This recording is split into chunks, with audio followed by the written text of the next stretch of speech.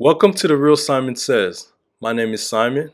On today's video, we will be talking about a woman who's homeless and living in her car with her child. Before we get to it, please make sure you subscribe, you like, you share, and also you click the notification bell. Now let's get to it. So somebody asked to see the setup that we have in the car. It's really not much. I just got a blanket. I let the seats down at night, and I have a foam mattress, and I have like a little cooler backpack where I keep her milk and juice and things like that. It's not really much of a setup. We only do this at night, and then I put everything in the storage unit during the day.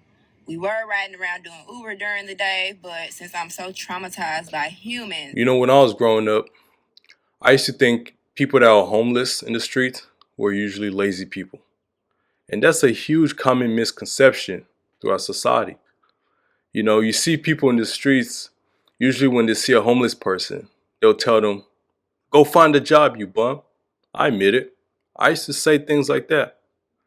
But as I got older, I realized there is people actually who works 9 to 5 and they're still homeless.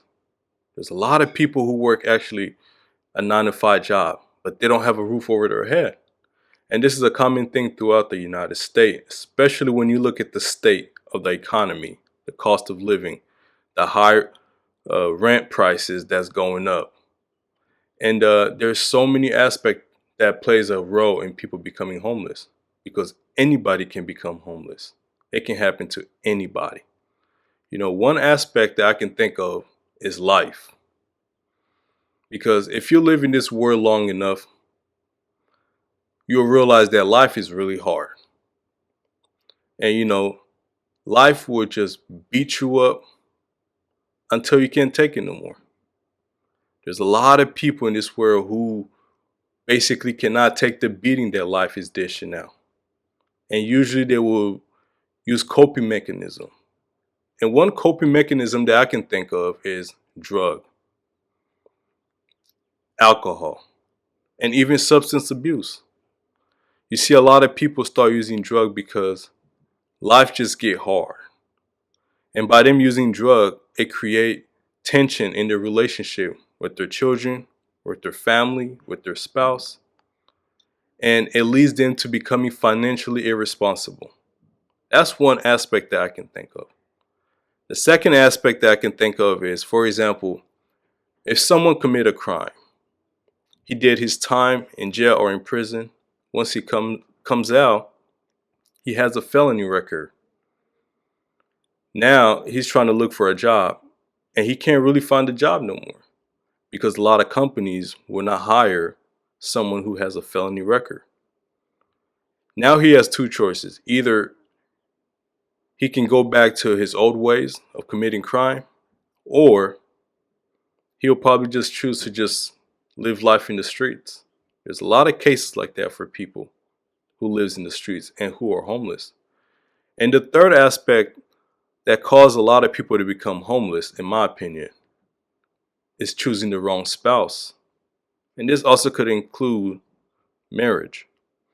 You know, there's a lot of cases where couples were married for years, for decades, and then all of a sudden they get a divorce. And if it's not a civilized divorce, which both sides agreed upon the asset that they created, if it's a violent one, a brutal divorce, the woman most likely will be favored in that type of aspect of things. Because the woman will basically take the house. She will basically take the children, full custody of the children. She will take the majority of the finance. She will also get alimony. And on top of that, she will also get child support. And let's say if the guy is in his late 50s and even like 60 years old, he can't work 40, 50, 60, even 70 hours like he used to when he was in his 30s. Now this leads him to become really stressed out. And on top of that, he's having his own medical issues. He's having health issues. He's having medical bills. And so many things just start popping up which leads them to basically become homeless. Homelessness can happen to anybody. You can be a high paying employee and all of a sudden you get injured at work or you get in an accident, your medical bills start skyrocketing, and before you know it, you can't pay for your medical bills no more. Your insurance doesn't pay your medical bill, and now it's forcing you to become homeless. So homelessness can happen to anybody, and the list is long. Car is technically stolen at this point because I missed my minimum last week. And so we just stuck until they come get this motherfucker. Or, I might start back doing Uber Eats this week. We'll see. But I'm just mentally and physically exhausted and drained. I really don't have the energy to really do much. I'm just, waiting on God at this point. You know how they say after you done all you can, you just stand. That's just where I'm at this point. I'm just tapped out. I've been doing this all year, scrambling and scraping up money here and there just to kind of keep us afloat and jumping state to state trying to get help. And yeah. And so I don't know. We'll see what happens this week. I'm hoping and praying that God has a solution to get us out this situation and just relieve me of some of my worries and burdens, financially, and our financial needs and our needs for housing. It breaks my heart watching this video, seeing this child in her mother's arm in this type of environment, because a child is a precious being. A child deserves to be raised in a protected environment, in a safe place where he can basically just enjoy his childhood. And it's unfortunate that the mother and the child is in this type of environment and this type of condition.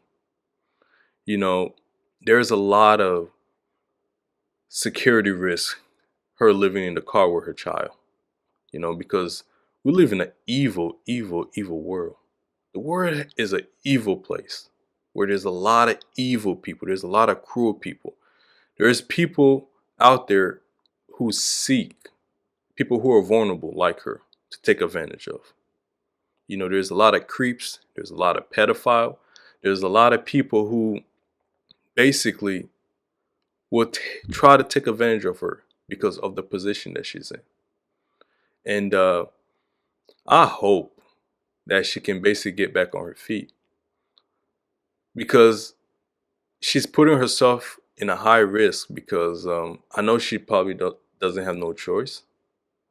But she just mentioned that she missed her card payment. Now imagine if she goes inside a store with her child and she come out the store and her car is gone because the repo man just came and took the car. She will be devastated and she will put herself in a really complicated situation, because everything that she owns is basically in that car. And now if the repo man comes and take it, it put her in a really, really, really bad situation. If I were to advise her, I'll probably advise her to, if this is a big if she's in good relationship with her baby father, if the baby father is in the picture, if the baby father is living a better,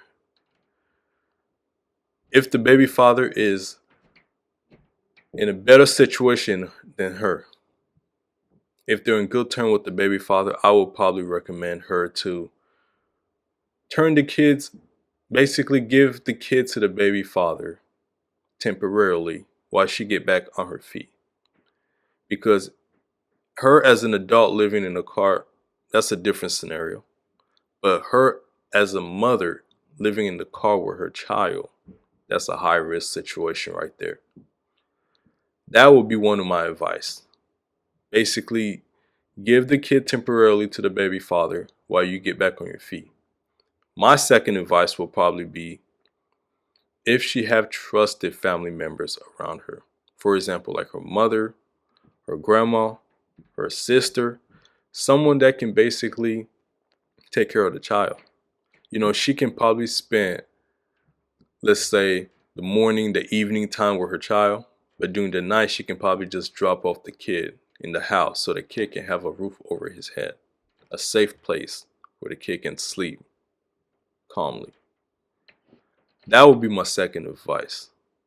My third advice would probably be, for her to find a government organization that deal with shelter, especially for mothers and children. In her situation, I believe if she get in touch with the right social worker, they can speed up her process where they can give her probably like a temporary shelter where she can basically get back on her feet in due time, in short time. But she mentioned that she's moving from state to state. So that will probably make stuff even more complicated. But I just hope and pray that she finds a solution to her problem. And I hope and pray that she get back on her feet. Because, homelessness can happen to anybody. It can happen to all of us at any given time. And it's something that we don't see coming. And it's something that we did not expect in life. So, my heart really goes out to her and her child.